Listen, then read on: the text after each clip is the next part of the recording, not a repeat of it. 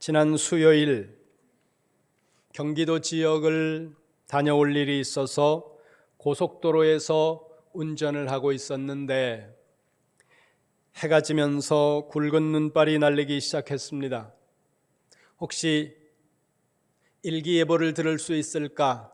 그런 생각에 라디오를 켰는데 중년 남성 가수의 트롯이 나오고 있었습니다. 듣는데 가사가 의미가 있다는 생각이 들어서 나중에 검색을 해봤더니 김성환님이라는 탤런트 겸 가수인 분이 부른 인생이라는 제목의 노래였습니다. 제가 가사를 한번 읽어드리겠습니다. 들어보시기 바랍니다. 세상에 올 땐 내 맘대로 온 건 아니지만은 이 가슴에 꿈도 많았지. 내 손에 없는 내 것을 찾아 낮이나 밤이나 뒤볼 새 없이 나는 뛰었지.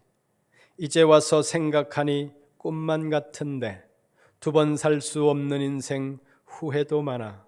스쳐간 세월 아쉬워한들 돌릴 수 없으니 남은 세월이나 잘 해봐야지. 아주 철학적인 의미가 들어있는 철학적 사색을 하게 만드는 그런 가사입니다. 여러분, 인생이라는 것이 무엇일까? 어떤 관점에서 정의를 하느냐에 따라서 정의가 달라질 수 있겠지만 내 손에 없는 무엇인가를 찾아서 그리고 내 손에 쥐고 있지만 더 많은 것을 쥐기 위해서 뒤볼 새 없이 앞을 향해 뛰고 또 뛰는 것이 우리 대부분의 인생의 방식이더라는 것입니다. 오늘 우리가 읽은 본문 열왕기상 21장의 말씀은 그 배경에 무엇을 소유할 것인가 그리고 무엇을 지킬 것인가 어쩌면 우리와 동일한 고민을 안고 살아가는 두 사람의 이야기가 나오고 있습니다. 성경 봅니다. 열왕기상 21장 4절 말씀입니다. 열왕기상 21장 4절 함께 봅니다. 시작. 이스라엘 사람 나봇이 아합에게 대답하여 이르기를 내 조상의 유산을 왕께 줄 수 없다 하므로 아합이 근심하고 왕궁에 돌아와 침상에 누워 얼굴을 돌리고 식사를 아니하니. 아멘. 열왕기상 21장의 스토리를 이끌고 가고 있는 메인 캐릭터는 아합과 나봇입니다. 아합은 북쪽 이스라엘 왕국의 7번째 왕입니다. 북쪽 이스라엘 왕국의 4번째 왕조 2번째 왕입니다. 무슨 의미인가 하면 남쪽 유다는 다윗이라는 한 가문, 한 왕조를 345년 동안 이어가는 단일 왕조로 되어 있지만 북쪽 이스라엘은 8번의 반란을 통해서 9개의 왕조로 이루어져 있는 그 시간이 209년입니다. 약 200여 년 동안이 지속되는 북왕국 이스라엘의 역사가 9번이나 반란이 일어난다는 거죠. 그래서 왕조가 바뀌고 또 바뀌고 그러는데 200년 동안 일어나는 이 반란 중에서 시므리 왕조를 엎어버리고 오므리 왕조가 들어서는데 그 오므리 왕조의 2번째 왕이 바로 아합이라는 왕이었다는 겁니다. 이렇게 200년 동안 8번의 반란이 일어나서 왕조가 뒤집어지다 보니까 자연히 국정이 불안하고 백성들의 삶은 불안하고 안정되지 않을 수밖에 없었다는 거예요. 그런데 이렇게 불안한 이스라엘의 역사를 매우 안정적으로 만든 왕이 있었는데 아이러니하게도 그 사람이 오늘 본문에 나오는 아합이라는 겁니다.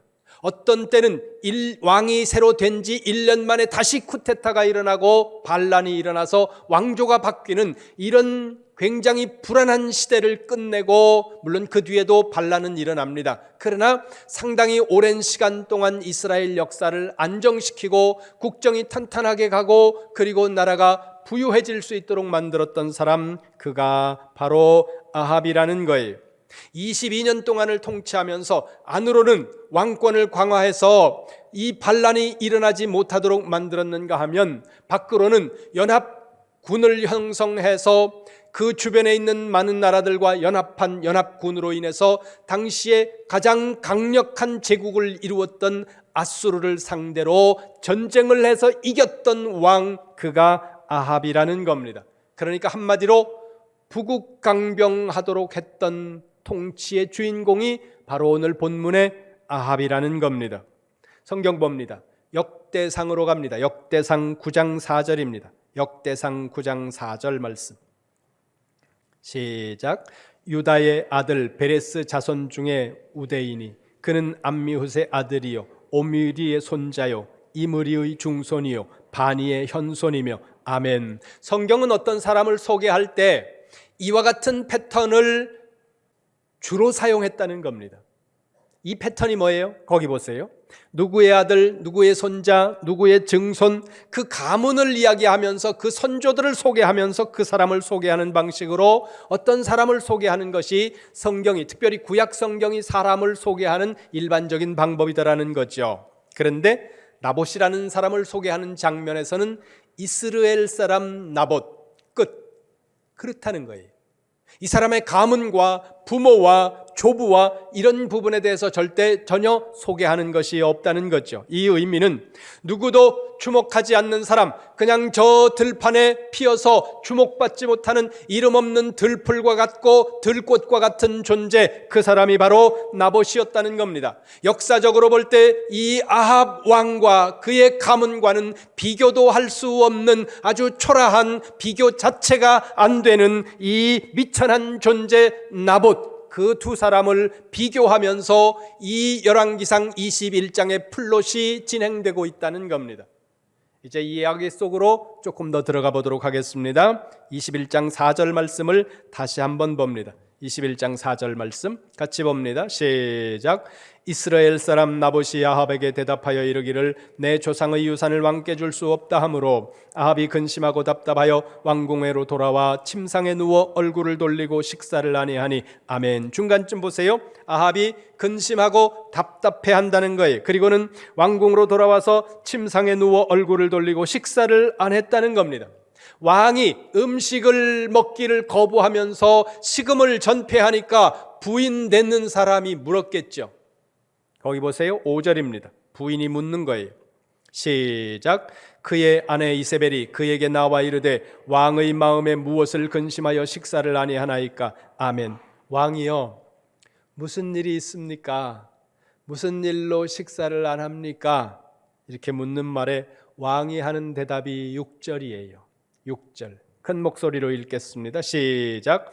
왕이 그에게 이르되 내가 이스라엘 사람 나봇에게 말하여 이르기를 내 포도원을 내게 주되 돈으로 바꾸거나 만일 내가 좋아하면 내가 그 대신에 포도원을 내게 주리라 한즉 그가 대답하기를 내가 내 포도원을 내게 주지 아니하겠노라 하기 때문이로다. 아멘. 이유가 뭐예요? 땅 때문이라는 겁니다. 지금 아합 왕이 식음을 전폐하도록 만든 땅이 어떤 땅입니까? 1절 보세요.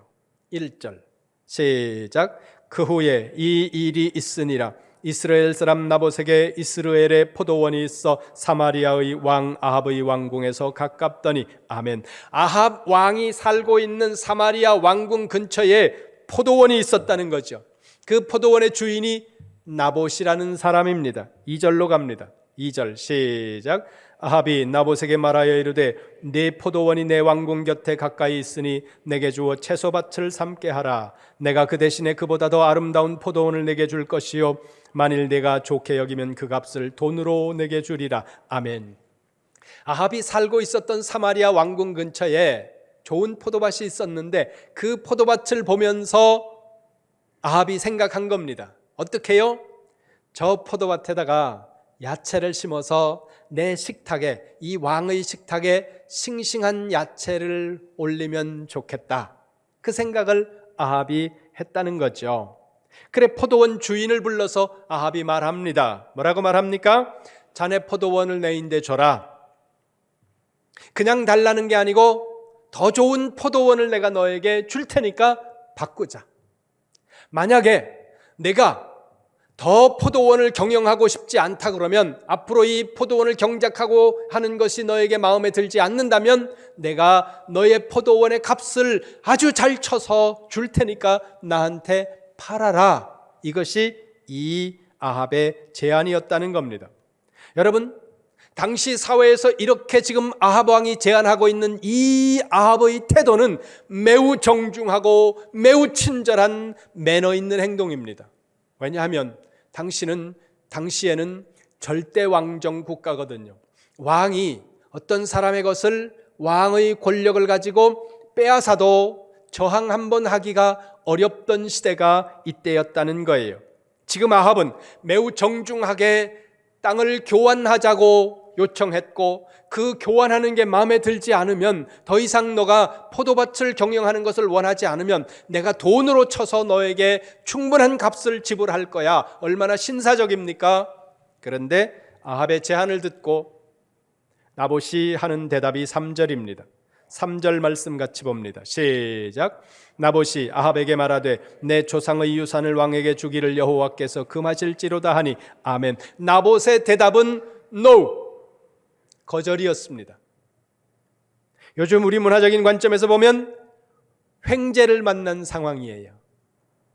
그냥 대대로 내려오던 밭 하나를 왕이, 그 왕궁 곁에 있는 그 땅이므로 왕이 그 땅을 사거나 아니면 더 좋은 다른 대토를 줄 테니까 바꾸거나 나하고 팔자, 나에게 팔자, 이렇게 제안을 했다는 거예요. 그런데 이 굴러 들어온, 오늘 우리의 관점에서 봤을 때는 이 굴러 들어온 횡재를 나봇은 발로 걷어찼다는 거예요. 이유는 단 하나입니다. 뭡니까? 하나님이 금하시는 일. 그래서 나봇은 거절했다는 거예요. 오늘 우리 같으면 일부러 가서 알받기도 하는데, 여러분 혹시 알받기 하려고 마음먹은 사람 있으면 오늘 포기하세요. 정당한 값을 받는 건 괜찮아요. 오늘 민주주의 사회 아닙니까? 자본주의 사회에서 정당한 값을 받는 것은 그건 괜찮습니다만은, 만약에 7배 받고 10배 받고 그러면서 이걸 하나님이 축복하셨다고, 넌센스예요. 하나님은 그렇게 축복하는 분이 아니라는 거예요. 근데 오늘 이 사람은 알받기도 하는데, 오늘 우리는 알받기를 해서 돈을 버는 것조차도 하나님이 우리를 축복하셨다고 그렇게 생각하고 있는데, 이 사람은 그걸 거절하고 있다는 거예요.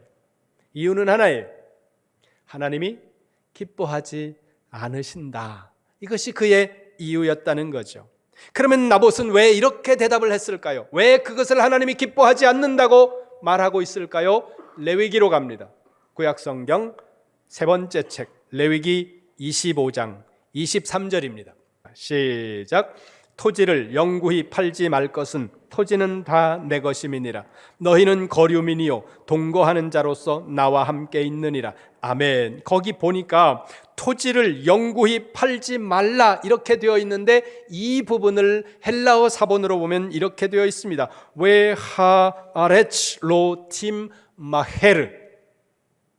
그러나 그 토지는 결코 팔아서는 안 된다. 이유가 거기 나와 있습니다. 그 뒤를 보세요. 왜냐하면 너희는 나그네다. 어떤 나그네? 나와 함께 있는 나그네다. 그러니까 땅의 주인이 지금 누구라는 거예요? 나라는 거예요. 너희는 지나가는 나그네고 나와 함께 잠시 있을 뿐이다. 땅은 여호와의 것이기 때문에 땅을 팔 수 없다. 그러므로 이스라엘 백성들이 가나안 땅에 들어와서 각 지파별로 가문별로 땅을 받았습니다. 그 땅을 소유하도록 만들었습니다. 그들의 소유입니다. 그러나 그들이 그 땅을 소유하고 경작하고 활용하고 그리고 그 일들을 그들이 자유스럽게 하지만 결코 한 가지 해서는 안 된다. 그 땅을 파는 건 안 된다는 거예요. 이것이 하나님의 법이었다는 거죠. 그러면 왜 하나님은 땅을 팔지 말라고 레위기에서 말씀하고 있을까? 중요한 이유는 두 가지입니다. 첫 번째는 땅 주인이 하나님이시라는 약속을 통해서 그 땅에서 한시도 떨어질 수 없는 존재인 우리가, 그 땅으로부터 와서 그 땅으로 돌아가야 할 존재인 우리가 이 땅에서 나그네된 우리의 삶의 주인이 하나님이라는 것을 잊지 않도록 하기 위해서 땅을 팔지 못하도록 만드셨다는 거예요. 두 번째는 사회 정의를 위해서였다는 겁니다. 어떤 힘 있는 사람이 자기의 힘을 가지고 지나치게 많은 땅을 가지게 되면 땅을 가질 수 없는 사람들이 발생할 것이고, 그렇게 되면 부의 균형이 깨진다는 거예요. 오늘날은 땅 외에도 다양한 것들이 자본이 될 수 있지만 당시에는 땅이 거의 유일한 자본이었다는 거죠. 그래서 어떤 사람이 이 자본을 독점해버리게 되면 자본을 가지지 못한 누군가는 어떤 사람에게 속박당해야 되는 일이 발생하는 겁니다. 자유를 빼앗기는 일들이 발생한다는 거예요. 그렇게 되는 일이 발생하지 않도록 하기 위해서 땅을 팔지 못하도록 하셨고, 부득이 가난이 찾아와서 어려운 일들이 발생해서 땅을 팔 수밖에 없는 상황이 오면 수확권을 팔도록 했습니다. 그리고 그 수확권도 일정한 시간이 지나면, 정해놓은 희년이라고 하는 시간이 지나면, 그 희년이 되면 내가 빌린 돈, 내가 차용한 돈을 돌려주지 못해도 그 땅을 그들이 다시금 원래의 주인에게로, 그 가문에게로 돌려주도록 만든 것이 바로 이 희년법이고 땅에 대한 원리였다는 것입니다. 그것이 레위기 29장의 말씀이라는 거예요. 이것이 하나님의 법이고 이것이 하나님의 약속이었습니다. 언약이라는 거예요. 아합 역시 하나님의 법을 알아요. 하나님과의 약속을 그가 안다는 겁니다. 하지만 아합은 나봇의 포도원을 구입해서 자기의 채소밭을 만들고 싶은 자기의 탐심과 그 하나님과의 언약 사이에서 지금 고민하고 있는 거예요. 갈등하고 있는 거예요. 그 갈등이 그로 하여금 음식을 전폐하게 만들었다는 거죠. 아합이 나봇의 포도원을 자신에게 팔라고 요청하는 것은 이미 이 자신이 탐심에 어느 정도 끌리고 있다는 거죠. 그리고 식음을 전폐하고 있다는 것은 아합이 하나님보다는 자기 자신 속에 있는 탐심의 노예가 어느 정도 되어서 끌려가고 있는 상황이라는 것을 말씀하고 있다는 겁니다. 반대로 나봇은, 이 농부는 아합의 제안이 훨씬 더 좋은 조건이었습니다. 그리고 오늘 우리의 관점에서 봤을 때는 기회였다는 거죠. 그럼에도 불구하고 이 사람은 망설임 없이 포도원을 지킵니다. 그것은 단순하게 포도원을 지키는 것이 아니라 하나님과의 언약을 지키는 그의 신앙 고백이라는 겁니다. 포도원을 지킨 것은 포도원 땅을 지킨 것이 아니라 하나님과의 언약을 지키는 행위였다는 거예요. 여러분, 지금 식음을 전폐하고 소가리를 앓으면서 끙끙거리고 있는 이 아합의 모습이 바로 오늘 이 시대의 모습이고, 그리고 저와 여러분의 모습이라는 겁니다. 하나님의 말씀이 뭔지를 알아요. 하나님이 기뻐하시는 것이고 하나님이 무엇을 원하는 건지 우리가 아주 디테일하게 들어가면 좀 갈등하겠지만, 그러나 큰 의미에서 거시적인 관점에서 여러분 모두가 하나님이 무엇을 원하는지, 하나님이 무엇을 여러분들에게 기대하는지 다 알고 있다는 거예요. 그러나 우리 안에 있는 욕심이 우리를 자꾸 흔들고 있다는 거죠. 지금 우리가 살아가고 있는 이 세상의 가치를, 우리가 완전하게 그 세상적인 가치를 따라가고 있지는 않는다고 하더라도 하나님의 말씀을 온전히 따르지 못하고 그 사이 어디쯤에서 우왕좌왕하면서 갈등하고 고민하면서 끙끙 앓고 있는 것이 이 아합이 오늘 나의 모습이고 여러분들의 모습이라는 겁니다. 그런데 이 순간에 변수가 발생합니다. 7절로 갑니다. 열왕기상 21장 7절입니다. 시작. 그의 아내 이세벨이 그에게 이르되 왕이 지금 이스라엘 나라를 다스리시나이까? 일어나 식사를 하시고 마음을 즐겁게 하소서. 내가 이스라엘 사람 나봇의 포도원을 왕께 드리리이다 하고. 아멘. 아합 왕의 부인인 이세벨이 왕을 향해서 하는 말입니다. 거기 보세요. 앞부분을 보세요. 이렇게 말합니다. 왕이 지금 이스라엘 나라를 다스리시나이까? 말을 좀 편안하게 하면, 당신이 이 나라의 왕입니까? 왕이면 왕답게 행동하세요. 그 의미가 들어있다는 거예요. 이세벨이 누굽니까? 이세벨은 가나안 문화에 속한 사람입니다. 이세벨은 하나님 없는 삶을 살아가는 사람입니다. 이세벨이 사는 세상에서 모든 땅은 왕의 것입니다. 이세벨이 사는 세상의 원리는 힘이 있는 자가 모든 것을 할 수 있는 원리입니다. 이세벨이 사는 세상에서는 힘이 있는 사람이 그 힘을 쓰는 것이 정의라고 생각하는 것이 바로 그가 사는 세상의 원리라는 거예요. 21장 7절로 가보세요. 왕이 지금 이스라엘 나라를 다스리나이까? 이렇게 말하고 있는 것은 당신이 지금 왕으로서 당신이 가지고 있는 힘을 쓰라고, 그 힘을 쓰는 것이 정의고 이기는 사람이 정의라고 이렇게 말하고 있다는 겁니다. 그리고 이세벨은 칼보다 더 교묘한 방법을 사용합니다. 칼보다 더 강력한 방법을 씁니다. 칼보다 더 강력한 방법은 거짓이라는 방법이에요. 성경 보세요. 8절입니다. 시작. 아합의 이름으로 편지들을 쓰고 그인을 치고 봉하여 그의 성읍에서 나봇과 함께 사는 장로와 귀족들에게 보내니.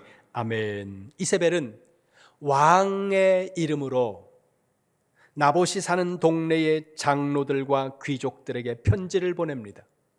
위조된 편지예요. 편지에 뭐라고 썼습니까? 9절 10절입니다. 9절 10절. 시작.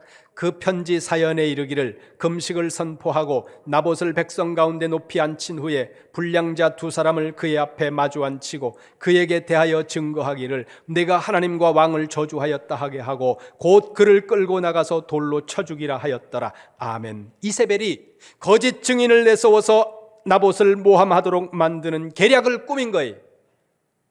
근데 19절 말씀 보세요. 이렇게 시작합니다. 먼저 금식을 선포해라. 무슨 말씀이에요? 금식이라는 단어와 거짓 증인이라는 단어는 어울리지 않는 단어입니다.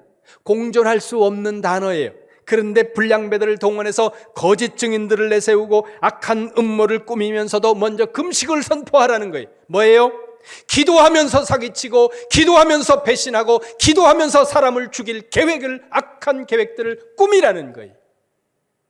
이 악함이 이때만 있습니까? 오늘도 기도하는 사람들이 배신합니다. 오늘도 기도하는 사람들이 사기를 쳐요. 있을 수 없는 일이에요.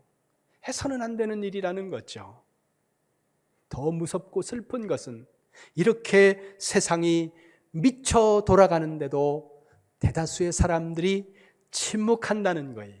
이게 슬픈 거예요. 이 나봇의 입장에서 보면 이게 미치는 일이라는 거예요.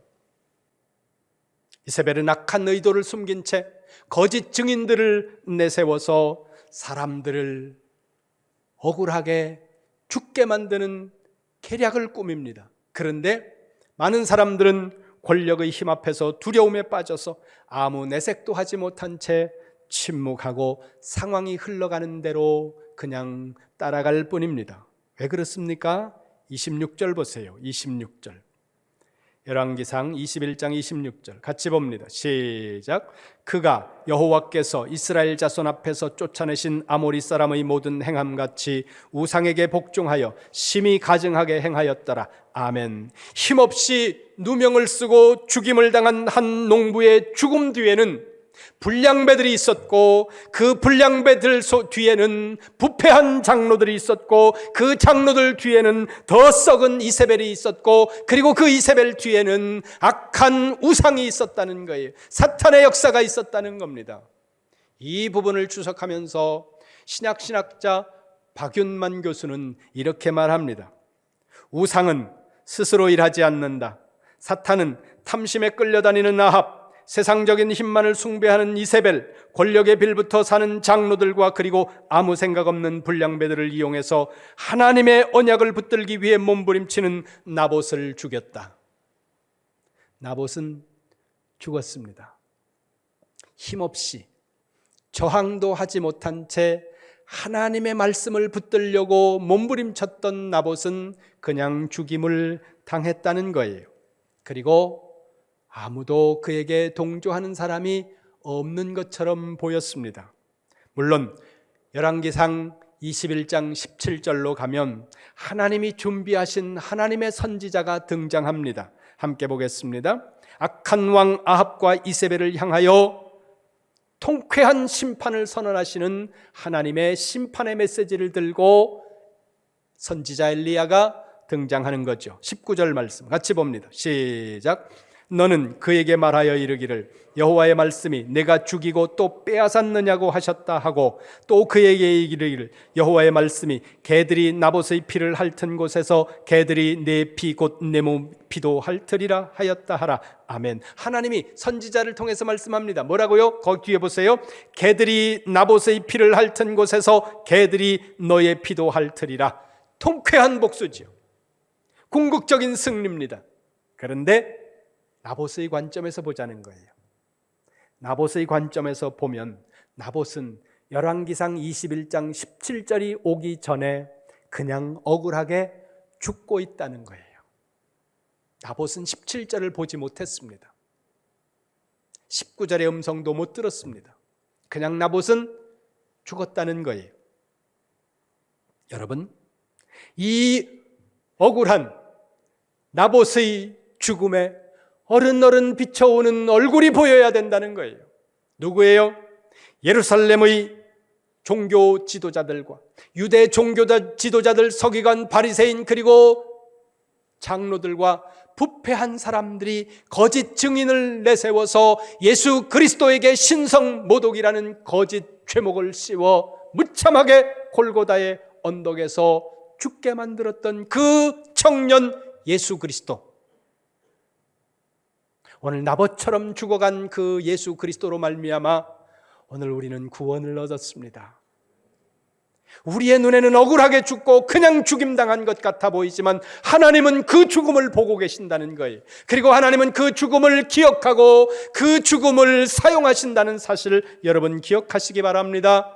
오늘 나봇의 죽음을 통해 하나님은 우리에게 무엇을 말씀하고 있습니까?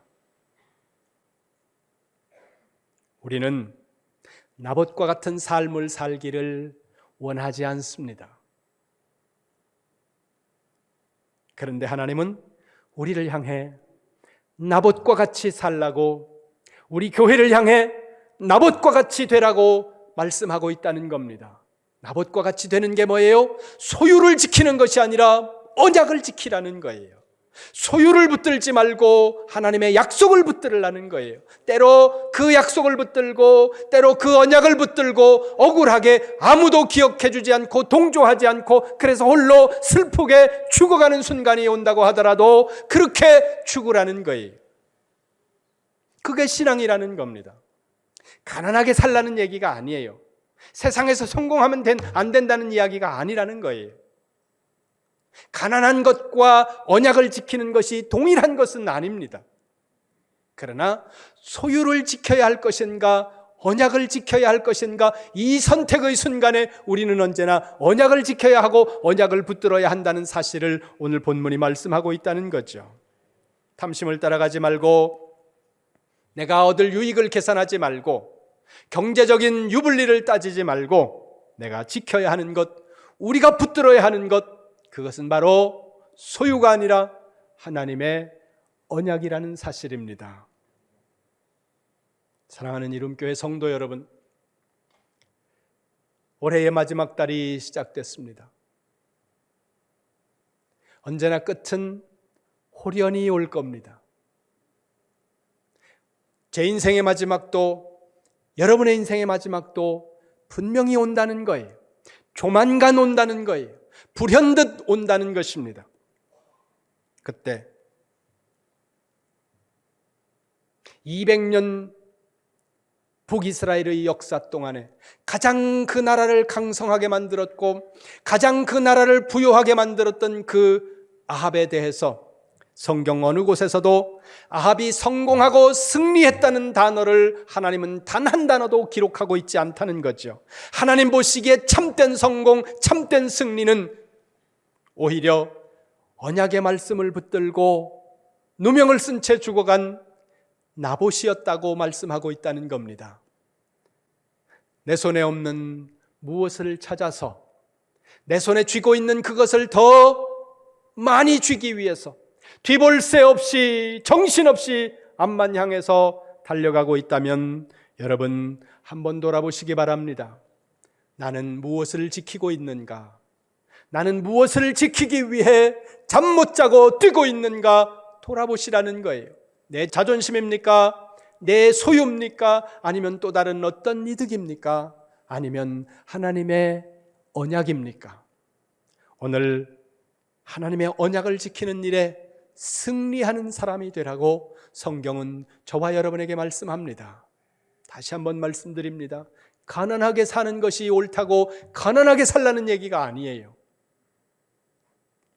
하나님의 언약을 붙드는 일이 가장 중요하고 언약을 붙드는 일에 승리하는 것이 궁극적인 승리라는 것을 기억하시고 여러분의 삶 속에서 언제나 하나님의 언약을 붙드는 일에 승리하는 성도가 되시기를 주님의 이름으로 축원합니다.